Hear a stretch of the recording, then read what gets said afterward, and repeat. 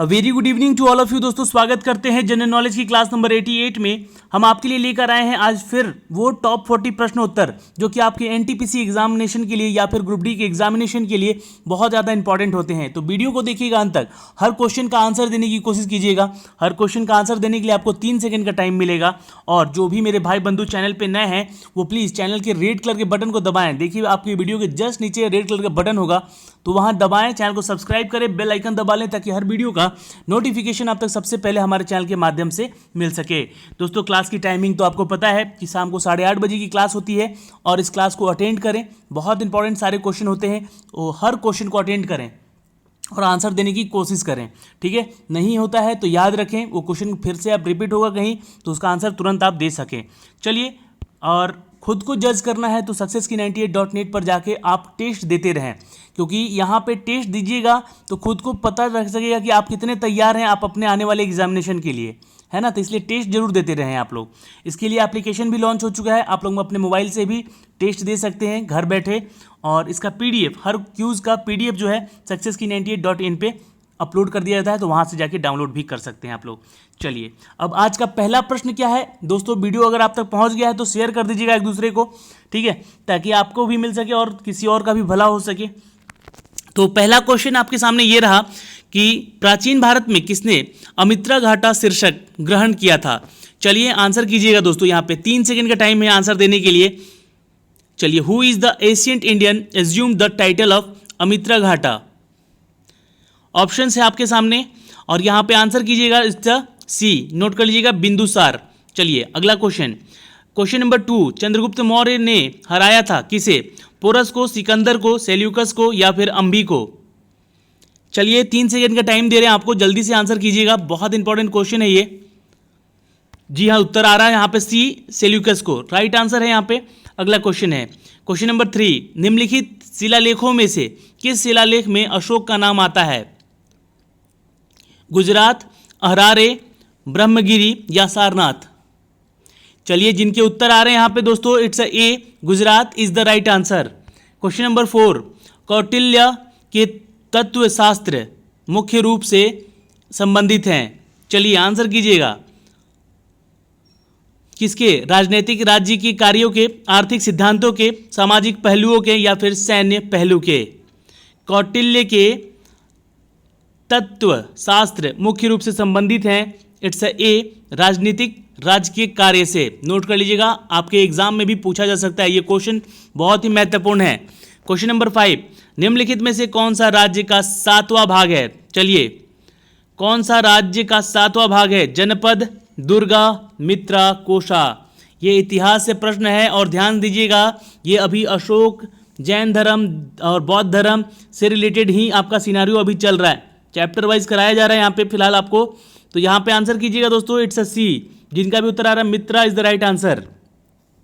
Question number 6, यवनिका, जी हाँ यवनिका जिसे हम लोग कर्तव्य कहते हैं, को भारत में रंगमंच में निम्नलिखित में से किसके द्वारा पेश किया गया था। चलिए दोस्तों, बहुत ही इंपॉर्टेंट प्रश्न है, ये आ सकता है एग्जाम में। तो ऑप्शन है सकस, पार्थियंस, यूनानियन या फिर कुषाण। चलिए 3 सेकंड का टाइम देते हैं आपको यहाँ पे, जल्दी से आंसर कीजिए। आंसर है दोस्तों इट्स अ सी, यूनानियन, ग्रीक्स जिसे कहते हैं। चलिए क्वेश्चन नंबर 7 का आंसर कीजिए, साका युग पर आधारित राष्ट्रीय कैलेंडर का चैत्र 1 ग्रेगोर कैलेंडर के निम्नलिखित तारीखों में से किसके अनुरूप है। आंसर कीजिएगा, ऑप्शन है यहाँ पे 22 मार्च या 21 मार्च, 15 मई या 16 मई, 31 मार्च या फिर 30 मार्च, 21 अप्रैल या 20 मार्च।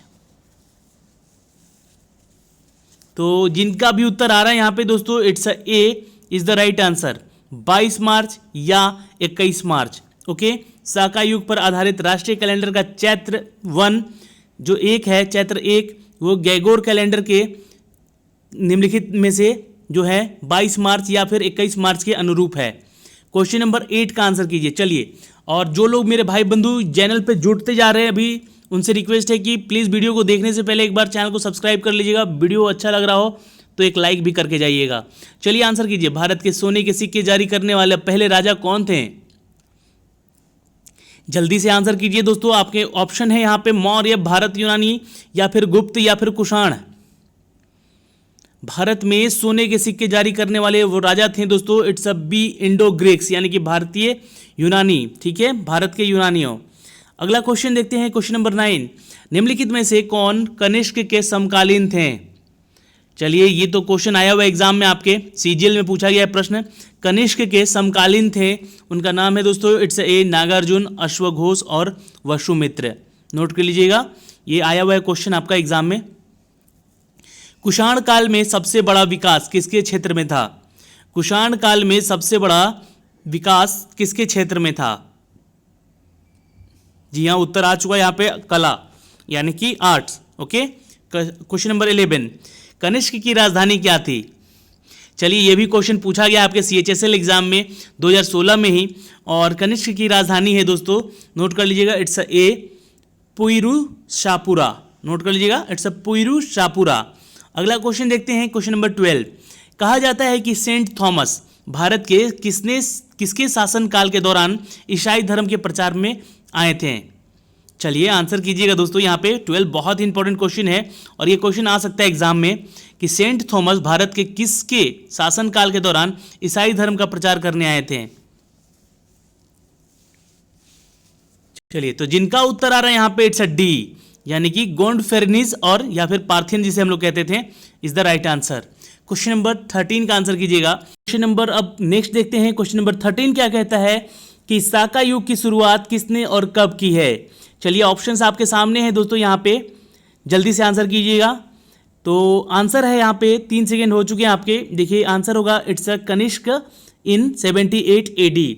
एडी का फुल फॉर्म आपको पता है कि, अब देखिए, बीसी को तो बहुत लोग जानते हैं कि बिफोर क्राइस्ट कहते हैं इसको, ईसा पूर्व, है ना, और एडी यानी कि एनो डोमिनाई। ठीक है, इसको जो इसका प्रोनाउंसिएशन है एनो डोमिनाई, ANNODOMINI। ठीक है, नोट कर लीजिएगा, ये पूछ सकता है एग्जाम में, ईस्वी को कहते हैं। अगला क्वेश्चन देखते हैं, क्वेश्चन नंबर 14। यहाँ पे देखिए, चरक प्रसिद्ध दरबारी भौतिकी विज्ञान के थे।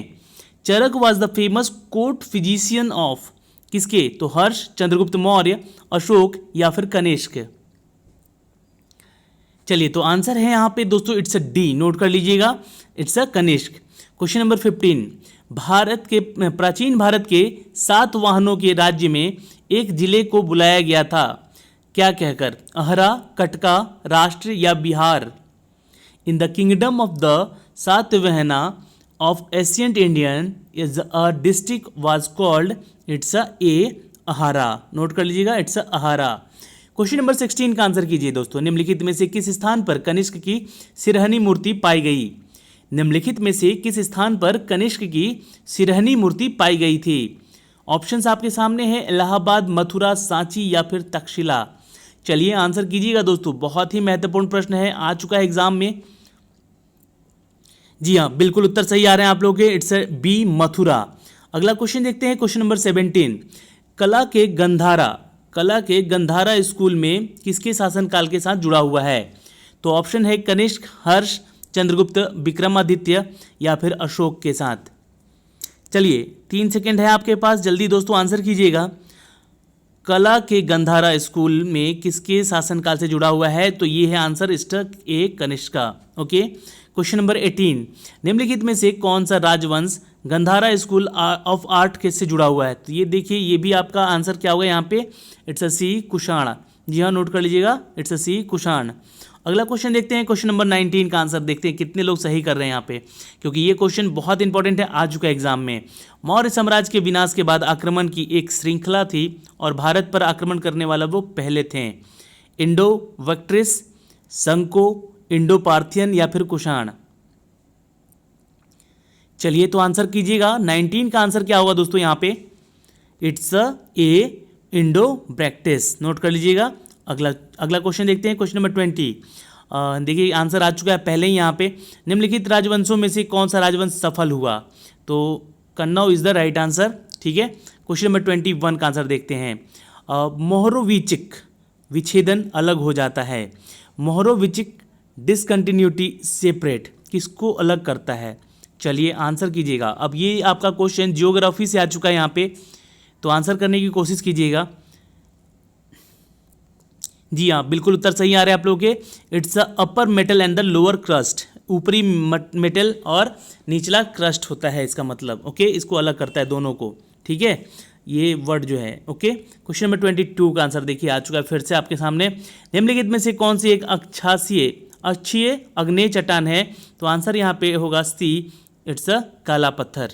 Okay, question number 23, contour line समान स्थानों में शामिल होने की काल्पनिक लाइन है। कंटूर लाइन समान स्थानों में शामिल होने वाले काल्पनिक लाइन है, उसका नाम है क्या है दोस्तों? यहाँ पे आंसर कीजिएगा। चलिए, इट्स ए उन्नयन, जी हाँ, एलिवेशन कहते हैं। क्वेश्चन नंबर 24 का आंसर कीजिएगा। फिर से इसका आंसर आ चुका है यहाँ पे। रेगिस्तान क्षेत्र में मशरूम किश्ती का गठन इसका एक उदाहरण है। रेगिस्तान क्षेत्र में मशरूम किश्ती का गठन एक उदाहरण है, तो आंसर होगा इट्स ए घर्षण का। Okay, question number 25, breaking down of rock is C2 is known as. C2 में चट्टान को तोड़ने के रूप में जाना जाता है, किस नाम से जाना जाता है दोस्तों? जी हाँ, बिल्कुल उत्तर सही आ रहे हैं आपको, इसे हम लोग अपक्षय कहते हैं। ओके, क्वेश्चन नंबर 26 का आंसर देखिए फिर से आ चुका है आपके लिए यहाँ पे। निम्नलिखित में से कौन सा प्लूटिक अग्नेय सेल का एक उदाहरण है? तो इट्स आंसर हो जाएगा बेसाल्ट। ओके, आंसर नोट कर लीजिएगा, इट्स ए बेसाल्ट।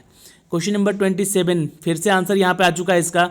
भूमिगत जल की बड़ी मात्रा वाली चट्टानें और तैयार प्रवाह के पानी की अनुमति के रूप में कहा जाता है, तो उसे हम लोग प्रवेश के योग कहते हैं, यानी कि प्रेम्बल कहते हैं। ओके, इसको नोट कर लीजिएगा, ये इंपॉर्टेंट क्वेश्चन है, आ सकता है एग्जाम में, है ना।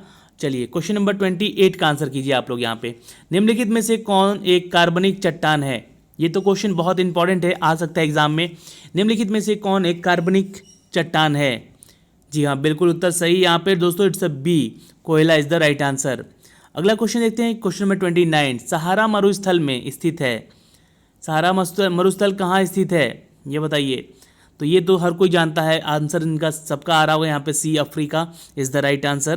क्वेश्चन नंबर 30, चलिए, ये पेनी यानी कि यूरोप है ना, और एप्लेंशियन यानी कि अमेरिकन, और अरावली यानी कि भारत के उदाहरण हैं। ये किसके उदाहरण हैं? युवा पहाड़ों के यानी कि यंग माउंटेन्स के, ओल्ड माउंटेन्स के, ब्लॉक माउंटेन के, या फिर फोल्ड माउंटेन के। यानी देखो ये पर्वत श्रृंखलाएं हैं, तो ये हैं दोस्तों, इट्स अ बी, पुराने पहाड़ हैं, प्राचीन पहाड़ हैं ये, ठीक है। अगला क्वेश्चन देखते हैं, क्वेश्चन नंबर 31 का आंसर देखिए ऑटोमेटिक यहाँ पे आ चुका है।